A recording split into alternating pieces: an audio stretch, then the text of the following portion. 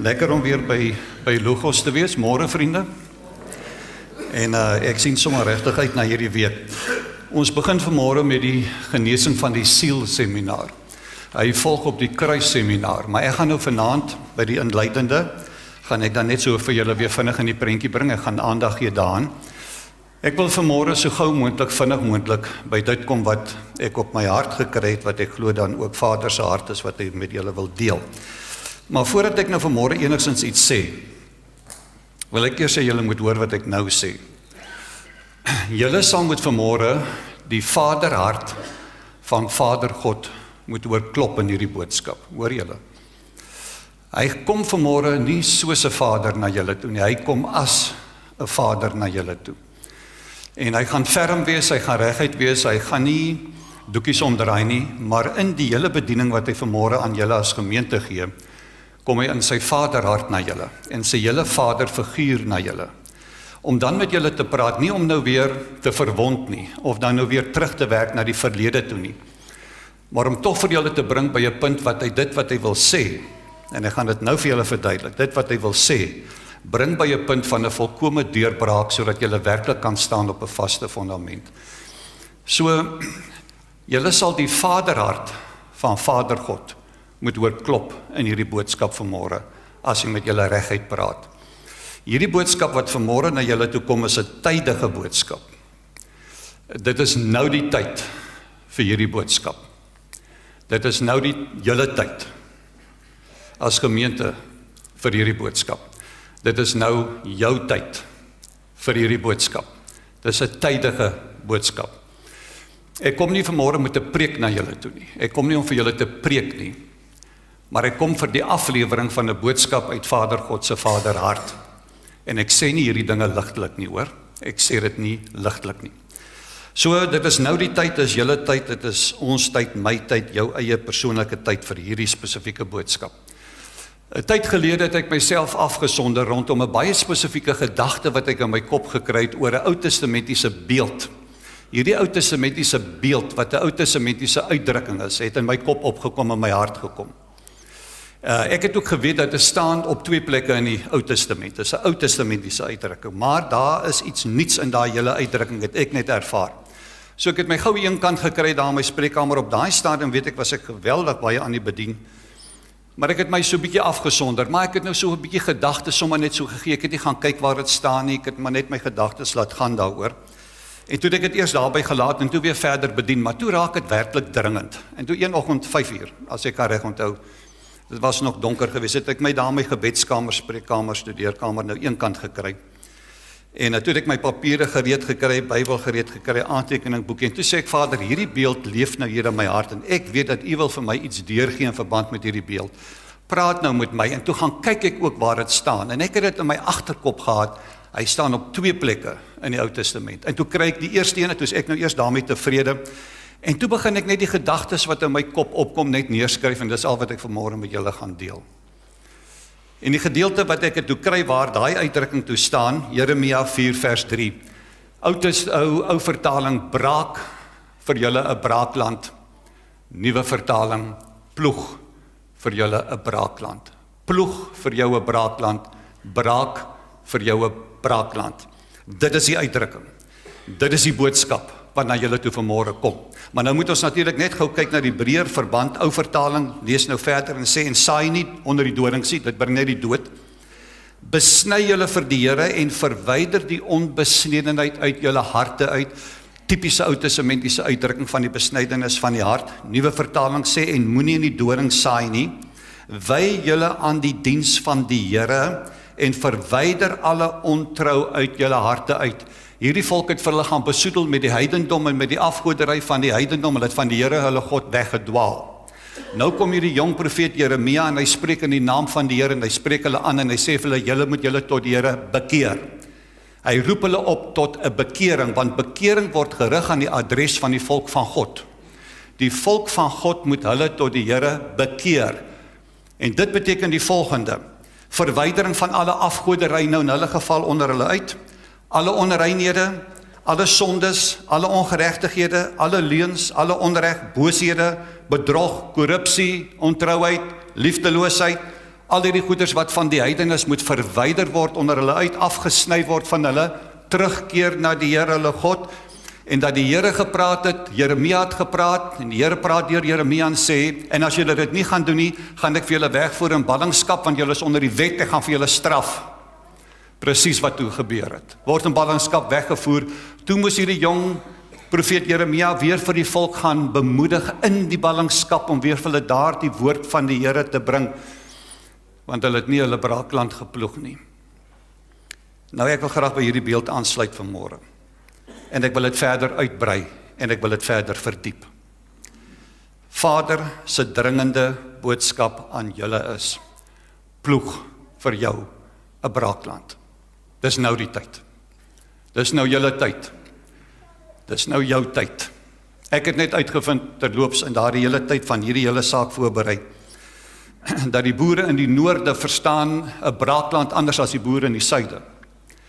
In die noorde het hulle vir my gesê, toe ek nou daar in een deel was, wat ons maar die Laagveld genoem het, nou Mpumalanga, het een boer vir my gesê, 'n braakland is 'n land vir hulle wat daar een kant lê. Hy was nog nooit gekultiveer nie, hy was nog nooit opgeploeg nie, daar is nog nooit 'n oes daarop gebring nie, hy lê maar net daar een kant. Een boer het vir my gesê, ek ry baie kere daar verby, dan kyk ek daai stuk land en dan sê ek vir myself, en ek sê vir daai stuk land, eendag is eendag, dan tackle ek vir jou.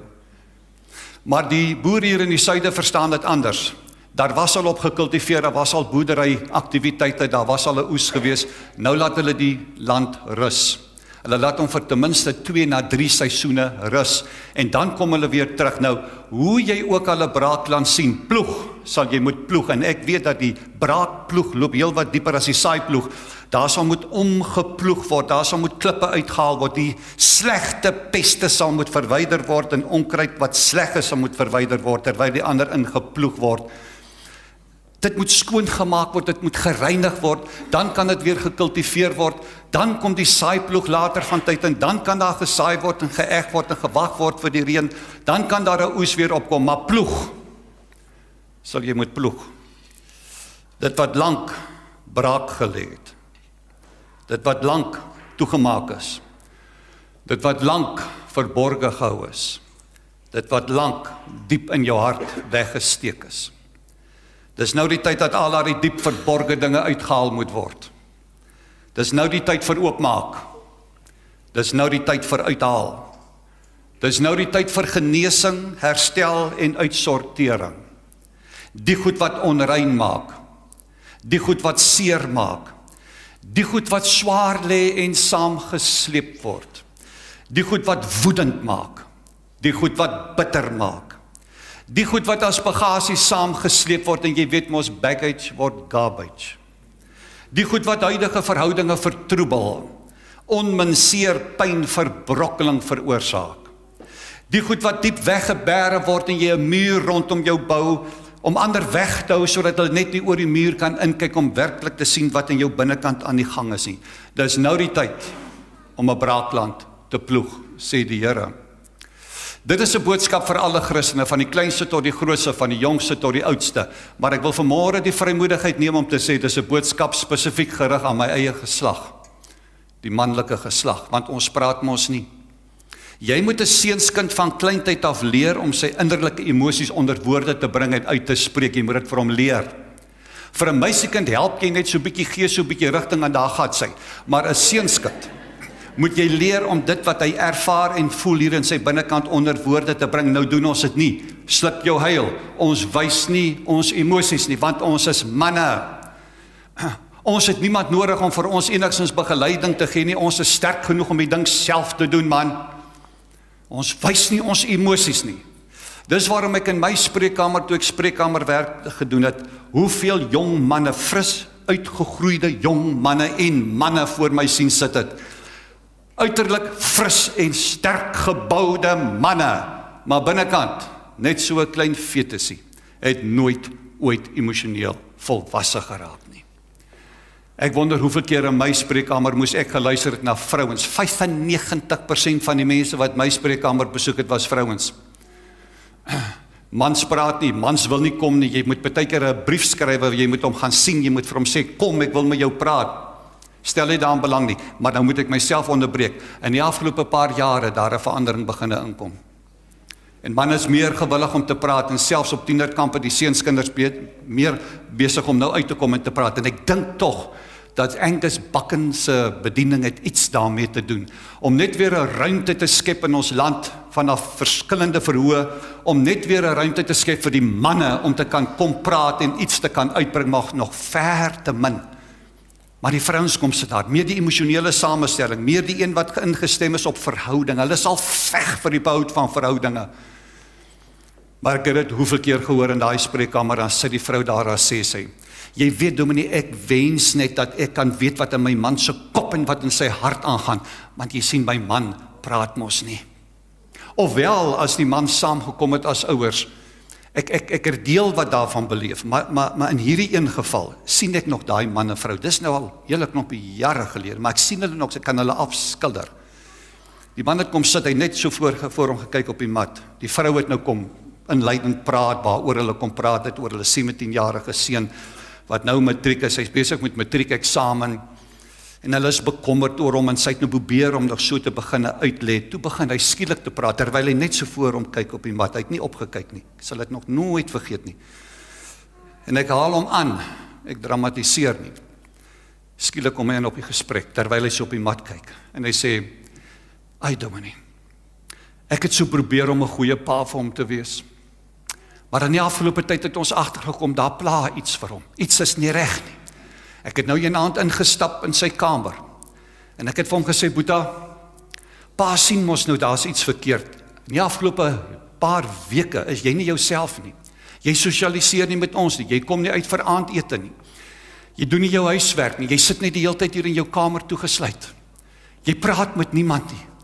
Praat met my. Wat is verkeerd? Wat gaan hier in jou binnekant aan?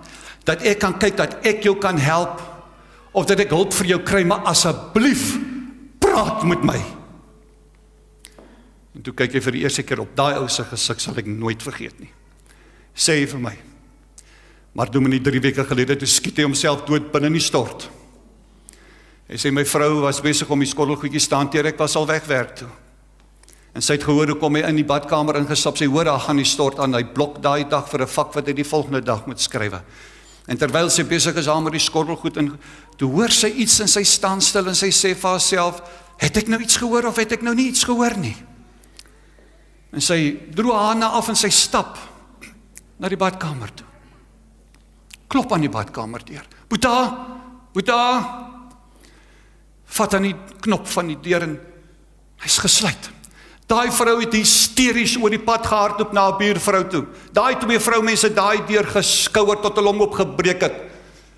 En hom gekry het binne in die stort waar hy homself geskiet het terwyl die water loop. En dan kyk hy my weer in die oë en hy sê, "Ai dood. As hy maar net met my wou gepraat het." En ons weet tot vandag toe nie sê. Hier sit miskien 'n man of 'n jong man. Ja, meisiekind ook. En jy sit hier so, jy weet, dit voel en dit werskaf hier in jou binnekant. Hoe gaan daar so baie bitterheid en woede en haat en ek weet nie wat alles in jou binnekant nie. Dan kom staan Vader God vanmôre vir jou en hy sê vir jou, sê Vader, dis nou die tyd om jou braakland te begin ploeg en uit te haal, nie langer nie. En nou gaan jy vir julle aanwys hoe Vader op 'n sekere manier begin het op 'n sekere punt begin. En toe het ek dit op 'n sekere punt laat uithardloop, so het ek dit in ervare my verhouding met hom en in hierdie Godspraak, net laat uithardloop. En dit duidelik vir my ingegee het, nou kan dit eers daarby gelaat word en die mense kan bysit wat hulle wil bysit. Maar hulle gaan die boodskap beginne kry as ek die lyn vir hulle trek. Kyk waar begin hy. Dis nou die uitploeg van alle skynheiligheid. Dis nou die uitploeg van alle voorgee dat ek gered is, die uiterlike teken van godsaligheid, binnekant verrotting. Ek kan onthou toe ek 1 jaar Pinksterreeks gehou het in 'n plek hier in die Karoo, in 'n klipkerk daar van die NG Kerk. Dis 'n verskriklike koue plek. Dis 'n ontsaglike koue plek. Dis aan die einde van Mei, Junie gewees, elke oggend -7 en daarna was dit -12. As jy klaar is die aand in die sessie en daar sit oor die 200 mense. Hulle moes van ver af elke keer ry om te kom. en jy draai om, dan draai jy so kraak om, jy weet. My van was daai tyd Pieter Vries gewees, ek het, jy weet. Die enigste plek in die nagmaalshuis wat ek gebly het langs die pastorie van een van die boere, hulle noem dit nagmaalshuis, aan die ander kant was die pastorie. Daai plek is soekhout, hulle kan appels daaraan verpak. Daar was een klein sitkamertjie gewees, julle in die een kant wat aan son kry, veral in die middag, en hy het so 'n hutjie opgebou. 5:00 die middag, dan sit ek daar. Dan begin ek nou vir my voor te berei vir die aand. Dit was die woensdagmiddag. Ek het net gaan sit, lekker rustig in daai warm sonnetjie. Klop aan die voordeur. Ek los alles net so stap voor, die staan 'n boer, hy groet nie, hy praat onmiddellik, hy sê, ek weet jy is baie moontlik nou besig om voor te berei, maar asseblief, jy moet my help. Ek sê vir hom, kom aan, maak die deur toe, neem vir hom na die sitkamertjie toe, sit daar op 'n stoel, ek gaan sit net, hy het skaars op daai stoel gesit, skuif hy na die voorkant toe, en hy sê vir my, gisteraand in daai een verduideliking wat jy gegee het, ek net begin te besef in daai kerk, ek is in die verkeerde bloedlyn. Ek weet dat ek nog nooit by die Here uitgekom het, ek het nog nooit by Jesus uitgekom, ek het hom nog nooit aanvaar, daar was nog nooit geen geestelike deurbraak nie. Maar vir 40 jaar as ek besig om hierdie hele gemeente en gemeenskap te bluf met al my godsdienstigheid, maar ek weet soos wat ek hier voor jou sit, as ek ongered. En terwyl hy so praat, val hy van die stoel af met sy kop op die mat. Maar toe sit soos die uitbreek van 'n rioolpyp, dit bars net oop. Dit was hier so by 5:50 begin hy deur te breek na Jesus toe. Ek bly stil, ek praat nie, ek is glad nie hierby betrokke nie. Ek is net besig om hierdie wonderlike aktiwiteite vanuit Vader se vaderhart en vanuit die troonsaal te aanskou, hoe hy met hierdie man werk. En net hier so diskanssessie, breek hy deur en hy gryp die Here Jesus vas. Kortlank, kan julle nou vir julle net een oomblik voorstel, wat 'n verskil het in daai gemeente en kerk, en dan ook in daai gemeenskap gemaak het, toe daai man voor hulle kon gaan staan het om te sê, vir 40 jaar is ek besig om julle te bluf met al my godsdienst, maar vanmiddag het ek 'n ontmoeting vir die eerste keer in my lewe gehad met Jesus. Dis nou die tyd vir die uitploeg van alle maskeragtigheid en voorgee. By 'n ander geval wat ek eendag aangekom het nou om daar te gaan seminar aanbied by die dominee en sy vrou kinders is nou al hy sê hulle is 'n vreeslike vrolike twee, baie humoristies en snaakse uitdrukkings, kostelike mense. Hy is ook al oorlede. Toe vertel hy vir my sommer so terwyl ons die aand nou sit gesels voordat ons gaan voorberei en bid nou vir die volgende dag in die sessies. Sê vir my, maar wie ek het nou die dag 'n baie interessante ervaring ek en my vrou gehad. Dit was die Vrydag aand en toe sê sy vir my terwyl ons in die bad in die kombuis is, kyk nou daar in die groceries kas. Nou, ek sou nou seker redeniersware kas, dit klink nou baie mooier, maar hulle praat nou so. Dan kyk jy nou in die groceries kas, en dan sal jy sien, daar staan 'n blikkie Escort, is nou die firma Escort, Vienna sausages. En hy sê, ek maak die groceries kas oop, en hier staan die blikkie Escort, en dan Vienna sausages. Haal hom nou uit, en dan maak jy die blikkie oop, en dan sny jy die worsie so in die middel in, want ek wil vir ons toast maak. Hy sê, en ek haal die blikkie uit, en ek maak hom oop, en wat was my verbasing groot? Pilchers vis, van dieselfde maatskappy. Hy sê, die blikkie is verkeerd gelabel. Die label spreek een woord, die inhoud spreek heeltemal iets anderster. En by 'n ander plek wat ek was, bring die boer vir my perskes. Ek het in my lewe nog nooit sulke perskes gesien nie. Dit is sulke groot goed. As ek jou raak moet gooi, gaan jy vir ten minste 3 ure uit wees. Die mooiste kleure, dit is te pragtig. Toe die boer weg is, breek ek hom sommer hier van die onderkant af oop. Wat was my teleurstelling groot? Krioelend, al daai perskes van die wurms. Uiterlik mooi, binnekant krioelend van alle gemors. Dis nou die uitploeg van alle leuns, is nou die uitploeg van al hierdie verborgde sondes. Niemand weet dit nie, net jy en Vader weet dit.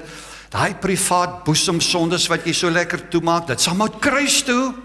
Dit sal moet uitkom. Verkeerde verhoudinge waarin jy betrokke is. Jy's getroud, maar jy het 'n verhouding met 'n ander man of 'n ander vrou.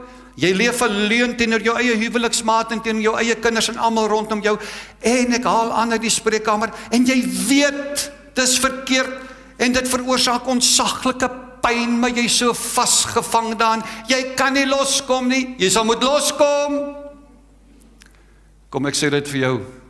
Vader God hou nie van hierdie verborgde dinge in sy kinders se lewe nie, wat toegemaak word onder die kombers, wat daar binne 'n kas in 'n hoek weggesit word en daar verrot tot 'n lijk en tot 'n geraamte nie. Een of ander tyd gaan hy intree, gaan vir jou roep gee. Hy gaan die rooi ligte laat flits, hy gaan die stopstrate opstel, hy gaan die alarms laat afgaan. Maar as jy dit nie vat nie, gaan hy daai kombers afblik, hy gaan daai kasdeure oopmaak. Daai geraamtes gaan uitval met 'n hengske geklater. Al vat sy koninkryk 'n nok. En al kom jy in die skande, maar hy gaan vir hom oopmaak, want hy weet dis daai goed wat vir jou doodmaak en veral 'n vertroebelde verhouding met hom veroorsaak. Hy hou nie daarvan nie. Hy gaan een of ander tyd optree en hy gaan vir jou vasvat daaroor. Jy weet, as daar iemand van julle vanmôre in hierdie gehoor sit, wat nou op hierdie oomblik weet, daar praat Vader met my, dan wil ek nou vir jou sê, so gou moontlik, gaan ploeg jou braakland oor die ding. Jy gaan na daai vrou toe of daai man toe, by wie jy betrokke is. Bely mekaar julle misdade, beteken daai mekaar die wat by julle betrokke is, nie die res nie. Die res nie, los eers die res uit. Jy gaan gooi dit nie uit voor 'n klomp mense nie. Jy gaan na daai persoon wat by jou betrokke is, jy gaan praat met daai persoon en mag ons tog nou maar glo dat daai persoon sal ook dan al klaar vasgevat word aan die binnekant en dat hier 'n versoening kom, dat hierdie ding kan uitgepraat word, kan stop. As er net een probleem. Hierdie goeders het die eigenaardige manier om een of ander tyd uit te kom. En jy sal dit moet face, jy sal dit moet in die oë kyk. Want hierdie tipe van goed het altyd gevolge. En jy sal moet die gevolge hanteer. Ek het al baie keer veral vir jong Christene gesê, jy weet, as 'n mens staan op 'n punt om nou te kies vir 'n vleeslike sonde en jy sou net 'n sekond dink aan die gevolge hiervan, sal jy dit nooit doen nie. Ek wil radikaal wees. Ek weet nie hoekom ek dit sê nie, maar ek sal wil radikaal wees. As daar so 'n geval vanmôre in hierdie gehoor sit en jy hoor nie wat Vader vanmôre vir jou sê nie, gaan ek vir jou na hierdie seminaar gaan ek vir jou waarborg, gaan vir jou brief gee. Binne 'n week daarna gaan dit in elk geval uitkom. Ek gaan in elk geval uitkom. Ja, moet stop en breek daarmee en terugkeer en hierdie saak sal moet reggestel word. Al vat dit 'n tyd. Al daai vleeslike swakhede waarvan ons praat, waarmee ons baie keer sit. Jy swig maklik voor daardie versoeking, trap maklik in daardie slaggat. Swakheid of sondige patrone. Daai goed sal moet gebreek word, kruis toe gebring word. Verslawings, openlike verslawings, geheime verslawings, niemand weet daarvan nie, toegesluit, jy weet, toegemaak. Niemand weet daarvan nie. Dis niks anders as om te buig voor 'n afgod nie, want verslaaf beteken jy's verslaaf aan 'n afgod wat oor jou heers. Kan nie twee gode in een liggaam wees nie. En daai ene sal moet uit, hierdie goeie sal moet deurbreek. Daai wilsbesluit moet geneem word, dit stop hier, en al vat dit 'n tyd om deur hierdie hele ding te breek. Deurbreek gaan ek deurbreek, maar gaan dit nie meer saam met my sleep nie. En weet julle, toe het Vader begin dieper raak, ernstig raak. Dis nou die uitproef van al jou pynlike kinderherinneringe. Pa-beeld, ma-beeld, pa-verhouding, ma-verhouding, autokraties, militaristies, afstandsverhouding, nooit gehoor dat hulle vir jou lief het nie, nooit op hulle skoot gesit het nie. Ek kan onthou, dit was 'n naweekkamp wat ek by 'n gemeente was. Daar het 'n oom so altyd aan die een kant gesit, al die lesings, veral die een net so voor middagete. Hy sit daar so. Ek het later uitgevind, hy's 75 jaar oud, net hy. En na die een lesing wat ek net van hierdie goedjies ingebring het, was nie spesifiek nou hierdie seminaar. Kom hy na, ons gaan preek vir tee, kom hy na my toe. Stap swaar al. En hy sê vir my, jy weet, Dominee, ek het 5 kinders. Hulle is almal getroud en ek het al 'n hele klomp kleinkinders. Maar nie een van my kinders het ooit op my skoot gesit nie. Ek het nooit vir hulle gesê ek het vir hulle lief nie, want ek kan nie. Ek het in so 'n verskriklike afstand huis groot geword. Daar's nie emosies gewys nie. Om nou vir my liefde te gee en dan liefde te ontvang is vir my 'n verskriklike moeilike ding. Maar terwyl hy so praat, het ek 'n besluit geneem. My vrou is al oorlede. En my kinders woon wyd. Maar gaan dit nou reël na hierdie naweek. En ek gaan na elkeen toe van hulle. Gaan dit met hulle reël. En ek gaan sit by hulle, en daai meisiekind van my seunskind. Hulle is nou al groot, hulle is getroud, almal. Het ook al kinders. Maar gaan vir hulle sê, kom sit hier op my skoot. Dit sal die eerste keer in my lewe wees wat ek 'n kind van my op my skoot laat sit. Dan gaan terwyl ek daai kind vashou, gaan ek vir daai kind in die oë kyk en sê, jy weet pa was nog al die jare vir jou so lief, maar ek kon dit net nooit vir jou sê en vir jou bewys nie. Nou doen ek dit. En toe ek klaar is, toe sê ek vir hom, oom, doen dit nou. Hy het dit gedoen. Julle paar weke gevat. Elke kind op sy skoot gesit. Elke kind het hom omhels. Elke kind het hom gesoen. Elke kind het oopgemaak teenoor hom. Dit was 'n totale tyd van herstel wat hy in sy brakland gesit het ploeg. Toe kom hy terug Kaap toe. 3 weke daarna in sy slaap die nag. Is hy sommer net huis toe. Maar in die vrede van die Here. Of die oordrag van verkeerde gedragspatrone op jou en verkeerde keuses wat jy gemaak het weer tot gedrag.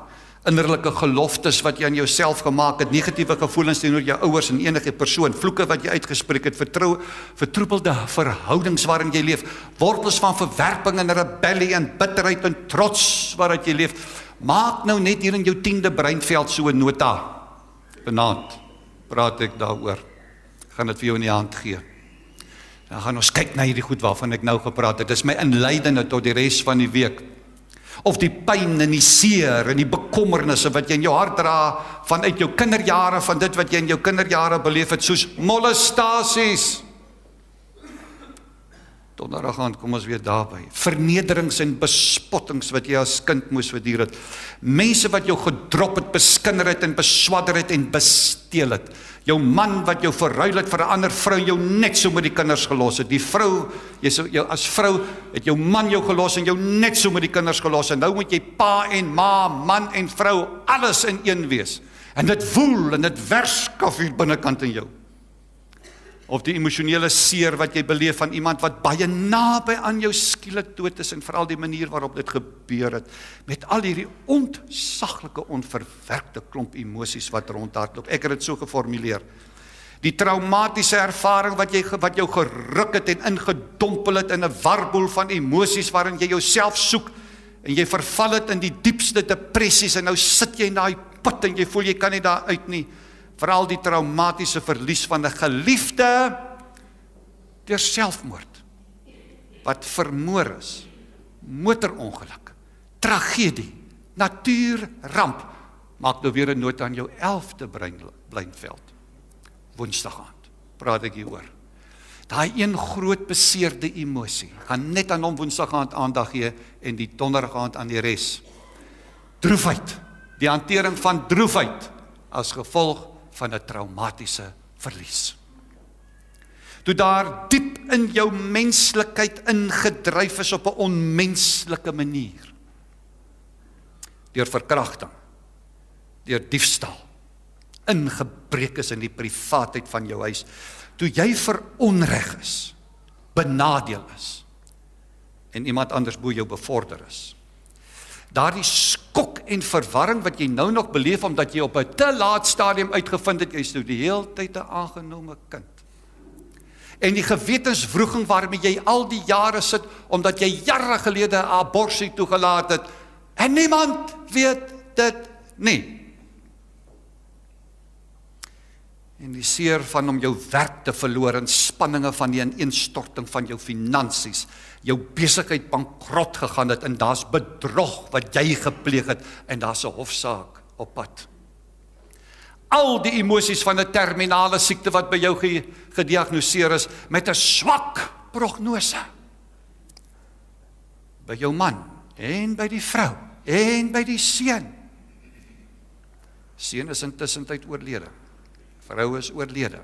Man moet elke 3-4 maande opgecheck word. Al 3 in 1 gesinslede. Of jy het agtergekom iets is nie lekker met jou liggaam nie, en toe gaan jy vir ondersoek en toe word dit aan jou bevestig, jy's HIV positief, en toe skakel dit so wragtig oor na vigs toe. En jy sit binne in so gehoor, niemand weet dit nie.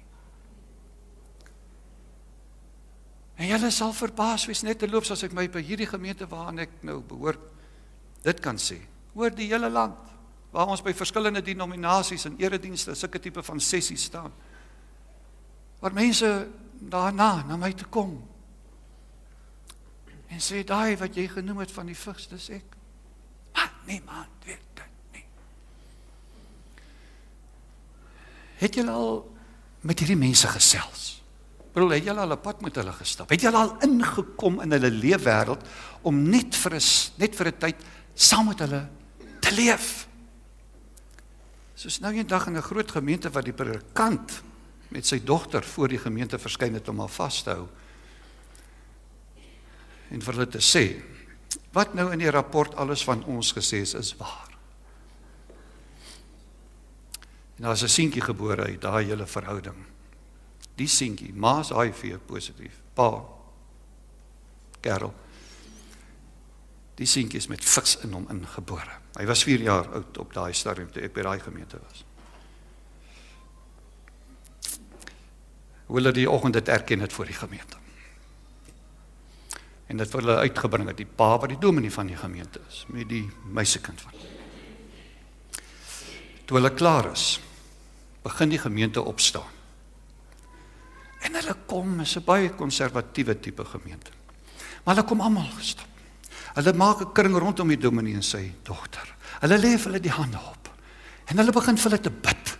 En hulle sê vir hulle, ons staan by julle.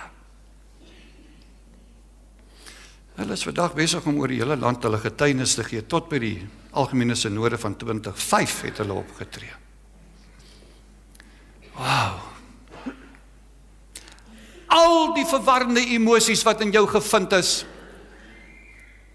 deur die ervaring van 'n Godverlatenheid. Toe jy in jou finale angs gekom het, en toe roep jy tot God en tot die hemel, en al waarmee jy te doen gekry het, is 'n swygende God en 'n swygende hemel. Gesin wat ons ken van julle ken hulle ook, waar die man daar die vrou met 7 kinders net so gelos het. En hy's weg. Mense het gehelp, een persoon het gehelp vir hulle huis beskikbaar gestel, hulle het nou gesettel geraak in die huis, kort lank. Eerste 4 was die oggend nou al skool toe, die ander moet nou versorg word, maar daai oggend het dit net vir hierdie vrou te veel geword. Voor haar besige pad, sy tussen daai karre gaan staan op die wit streep, met 'n wit sakdoek, en het geswaai in die lug en gesê, "Wei, hier is ek, sien jy my nog raak, weet jy nog van my, het jy miskien my adres verloor, is ek hoegenaamd nog op die agenda?" Toe ek het hoor, het ek van gesê, weet jy hoe trots is ons op jou. Sy het daar Braakland gesaande ploeg binne in daai teerpad. En hoe die liewe Here net in daai mense se lewens ingegryp nie. En toe raak Vader baie ernstig. Dis nou die uitploeg van eie geestelike bankrotskap. Dis nou die uitploeg van al jou geestelike louheid en jou geestelike passiwiteit. Jou eie wêreldsgesindheid in die vlug met jou pyn en seer weg van Vader na wêreldse hulp, terwyl hy reeds vir jou die oplossing aan die kruis gegee het. Dis nou die uitploeg van al jou biddeloosheid en geen liefde vir verlorenes nie, en dat jy net jou eie lewe leef, nie net jy as persoon nie, maar ook 'n gemeente. 'n Gemeente kan so besig raak met sy eie programme dat hy die eintlike punt, naamlik Jesus, mis. Dit is dan dat ek vir 'n gemeente sê, stop alles, stop al julle programme, gaan grond toe, mat toe, aangesig toe, en gaan begin weer 'n slag uitvind by Vader, waarmee hy besig is, sodat hy vir jou kan inskakel by sy program, en hy deur jou kan werk dit wat hy gewerk wil hê, en jy nie so besig is binne 'n gemeente dat jy by hom verbyhardloop nie.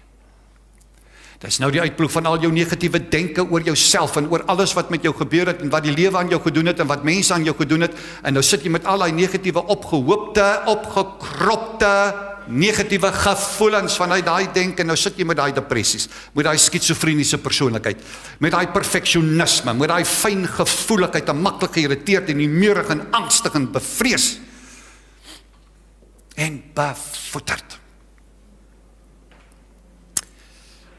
Dis nie nodig dat jy met al die goeders nou moet saam sleep en saamloop nie. Dis nie meer nodig nie. Nie nodig nie. Glad nie nodig nie. Nie net jy as persoon nie, maar ook jou huwelik en jou gesin. As jy nou hier voor staan waar ek nou staan, jy kyk nou so vir almal, want ek kyk vir julle, so vir almal. Kan ek net een ding sê, wow, julle sit so mooi hier so opgedres, jy weet, julle het moeite gedoen, mooi netjies aangetrek, alles blyk perfek. Maar niemand van ons weet wat agter die toedeure van jou huis en veral agter die toedeure van jou slaapkamer aan die gang is nie, want daar word alles verborge gehou.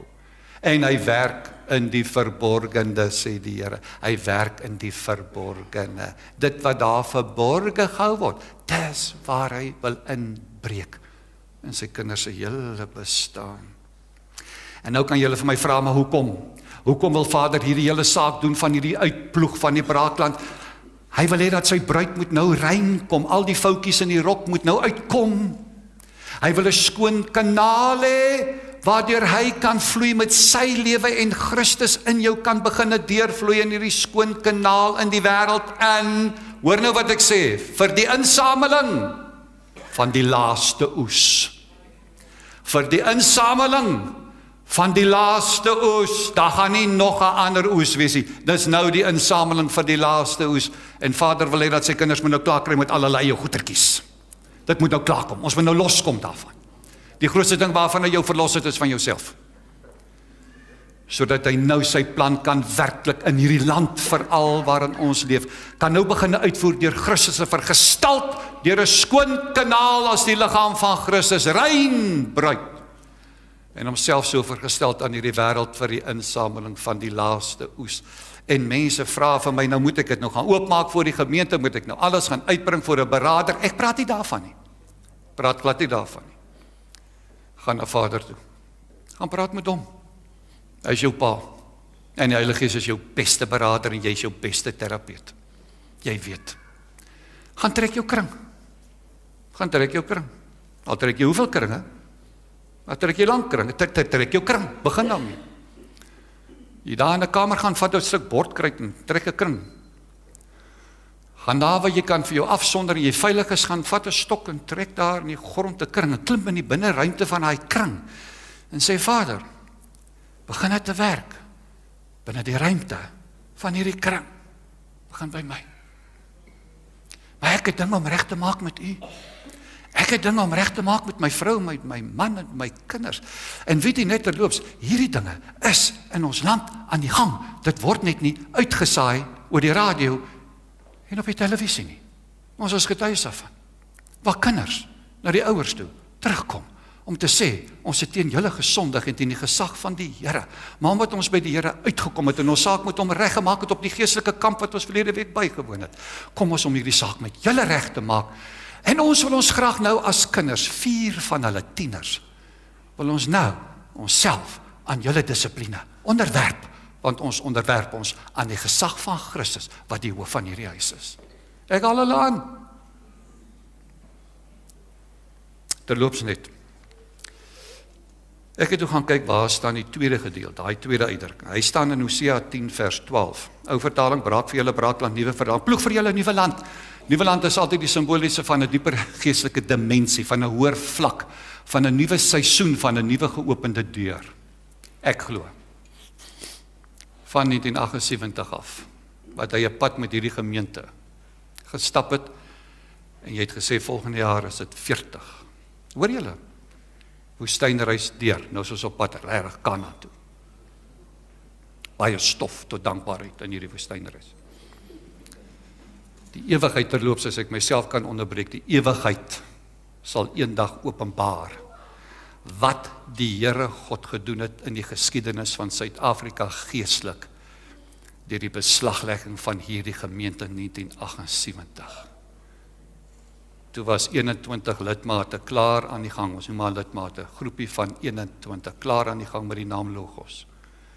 En toe Christo Botha bedank het die NG Kerk het in 1978. En hulle hom gevra het om die voorganger te wees van hulle as 'n selgroepie, het Vader onmiddellik ingebreek vanuit die hemel en 'n stuk geskiedenis vir sy koninkryk geskryf het in hierdie wêreld vanuit hierdie deel van die land, waarvan net die ewigheid eendag gaan getuig oor. Ek glo hy het vir ons gebring tot hier. Maar vanmôre kom sê vir julle, ek wil julle nou van hier vat na daar. Nuwe land, 'n nuwe seisoen, 'n nuwe dimensie, nuwe deure wat oopgaan, 'n nuwe jubeljaar, waarin ek nou hierdie gemeente wil inlei. Maar dan sal jy met jou braakland ploeg. Dan sal ons as gemeente maar moet ook grond, mat toe, aangesig toe, om ons braakland te gaan ploeg en jou kring te gaan trek. En weet julle, hierin gaan die Heilige Gees ons help as ons beraader en die beste psigiater en sielkundige wat ons het, van vanaand af. Divine appointment, want daar was 'n divine intervention, vanaand. Die vorming van jou gedragspatrone, hoe het gekom dat jy die mens geword het wat jy nou is en hoekom jy maak wat jy maak. Vanuit vanaand, sy sessie, praat ek met jou môre aand, oor lae swak selfbeeld, daar kom ons al klaar by die sluitsteen, gee vir jou die oplossing daarvan, en die spesifieke lering wat ons daar gee om by die heel oplossing daarvan te kom. Dinsdag aan, vanuit vanaand se lesing, depressiwiteit, en ons gaan nie nonsens praat nie. Ons gaan diepsinnig daaroor praat met die kerndeel wat ons daar vir jou wil deurgee. Woensdag aand, droefheid, die hantering van droefheid as gevolg van 'n traumatiese verlies, en ek gaan vir jou die bietjie breër prentjie ingeskoop is daar in die begeleiding wat dit betref. En donderdag aand, die genesing van gewonde emosies, hardloop na 'n spesifieke punt toe met 'n baie spesifieke boodskap waarmee ek wil afsluit. Elke aand 7 uur, van 6 uur af is die koffiekroeg al oop van vanaand af. Vanaand 7 uur ook, dwarsdeur tot donderdag aand toe. 6 uur koffie shoppie is oop en ons kan net soos verlede jaar lekker eers kom sit 'n koffie drink en gesels. Na 7, dan gaan ons begin, veral in die week, ons gaan vir julle nie, jy weet, 7 uur vasmaak, ons gee so 'n spasietjie. Maar kom asseblief, ek weet, dit is moeilik, dit is 'n stadsgemeente. En ek wil tog vra, dis nou baie, hoor net wat ek sê.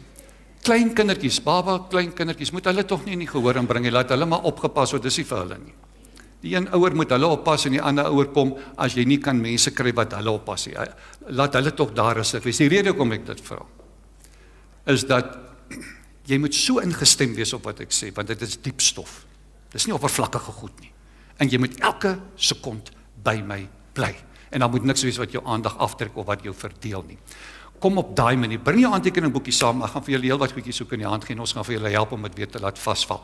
Maar asseblief, kom, as jy van die werk af kom, moet nie nou nog 'n aantrekkie kom, sommer net so. As jy onder die trekker of onder die bus of onder die vragmotor of onder die kar uitklim met jou overall, dis 'n mooi Afrikaanse woord. Lekker geolie man, lekker geolie. Kom sommer net so, bring jou voertuig saam, ons gee hom 'n goeie diens hier. So, ons wil vir jou hier hê, sit net hier by my, moet tog nog nie weer daar wyd en suid gaan sit, kom sit hier by my. En dankie Gerrit, dankie leierskap, dankie gemeente, dat julle hierdie week gaan afsonder, dat ons hierdie goed kan bespreek. Hy sny na twee kante toe. Hy gee vir jou die begeleiding om uit jou dinge uit te kom. Maar aan die ander kant, rus hy vir jou toe, om ander mense sinvol te gaan help, is 'n stuk toerusting wat ons ook vir jou gee. Ja, wow, dankie Vader. Dankie vir dit waarmee u besig is, en dat ons betrokke kan raak daarby. Ons wil by u en by u program en by u werk betrokke wees, en u toelaat om deur ons te werk. Dankie vir wat u in hierdie week gaan doen, en dankie vir dit wat u reeds besig is om te doen. Amen. Kyk gou vir my. If you have a setback, do not step back, because God is there with a comeback. Your test will become your testimony, and your mess will become your message. En ons sal elke hand vir jou enetjie bysit. Voordat ons my liedjie gaan sing, kyk vir my. Kyk gou vir my. Die genade van ons Here Jesus en die liefde van God ons Vader en die teenwoordigheid en die troostvolle gemeenskap van die Heilige Gees is met julle almal. Amen. Nou gaan ons my liedjie sing en daarmee gaan ons afsluit. Ken julle nog my liedjie? Jy vat jou hand, jy druk hom teen die bors en jy sê, julle gaan dit nou sê, ek gaan net die eerste versie sing. Die res is so maklik. Jy vat jou hand, druk hom teen jou bors en jy sê, I see Jesus in me. And I see Jesus in me, in my life, in what I do. I see Jesus in me. En dan draai ons na mekaar toe en ons wys vir mekaar en sê, and I see Jesus in you. And I see Jesus in you, in your life, in what you do. I see Jesus in you. Dan kyk ons mekaar in die oë en ons sê, and I love Jesus in you. And I love Jesus in you, in your life, in what you do. I love Jesus in you. Kan julle agterkom, ons het hom nou getrek, né? Ons het hom getrek tot daar by Bonnievale.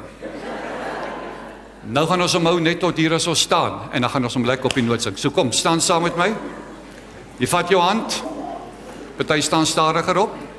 Jy vat jou hand, jy druk hom teen jou bors en jy sê, I see Jesus in me, and I see Jesus in me, in my life, in what I do. I see Jesus in me. Draai na mekaar, and I see Jesus in you.